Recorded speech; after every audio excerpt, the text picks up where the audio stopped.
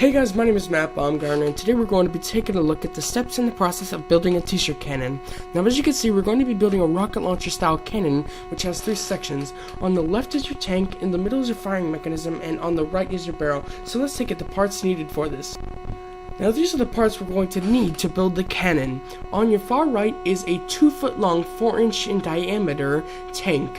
Now, we're going to be using 2 feet of this PVC because we can get possibly 2 shots out of each fill-up.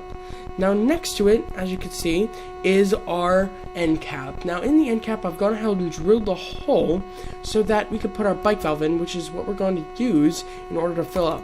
Now up here, as you can see, we have an adapter. Now this adapter takes us from 4 inches down to 2 inches, and above that we have a 2-inch adapter that takes us from that down to 3/4 inch PVC.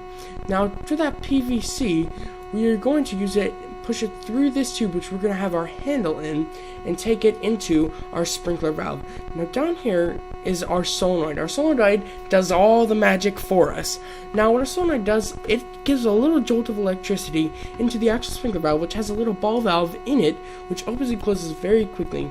And now that allows the air to then travel through our next adapter from a 3/4 inch to a 2-inch, then down to a 2-inch to a 3-inch, and through our barrel, which is 14 inches long, so we can have fairly good accuracy. Now to put all of this together, we're going to glue it using PVC, purple primer, and glue. Now as you can see, I've gone ahead and I've doused our barrel in this PVC primer and glue, and you want to go about 2 inches down on the actual PVC, and you want to do this on both pieces you're ready to glue together.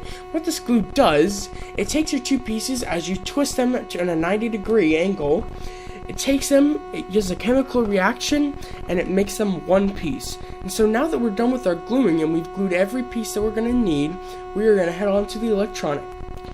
Now these are the electronics that you're going to need in order to build this cannon. Up here, we have our actual solenoid, and connecting to that, since there is no positive or negative end to that, we're going to go ahead and go into our first battery. Now you want to connect your positive end to that battery into your solenoid, connect that into your next battery, and connect your negative end, make sure it's negative end of your battery, into your switch. Now we use this switch as a safety, and after that you're going to connect your safety into your actual firing button, and once you've connected that into your firing button, you're going to connect that back in your solenoid. Now I would suggest, if you have a soldering kit, to solder each pieces of this together and then wrap them in electrical tape, as that will make your possibility for your electronics to break much less. So once you've gone ahead and glued everything and then done your electronics, you want to make it look nice and neat. So you're going to screw your actual solenoid back onto your sprinkler valve. You're going to drill a hole for both your switch, which is also known as your safety, and for your actual firing button. Then you're going to drill one more hole so that you could put all your electronics, including your batteries, into this tube, and you can take it out and wrap it in some cord. That's just what I did because we had it, and put that back into your solenoid for good looks. Now for the electronics, I would recommend not gluing this cap or this cap. Now since your 2 batteries are inside this tubing, not gluing these 2 pieces will make it very, very useful. You can now take the cap off the bottom and you can replace your batteries as needed, which you will need to do over time. And so after you've done all this, you are about finished with your cannon, but not just yet.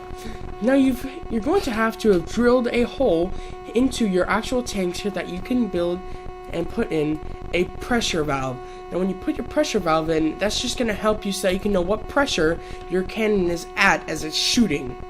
And once you've done this and you've screwed in your bike valve and you let it sit for about 24 hours, you should be ready to shoot.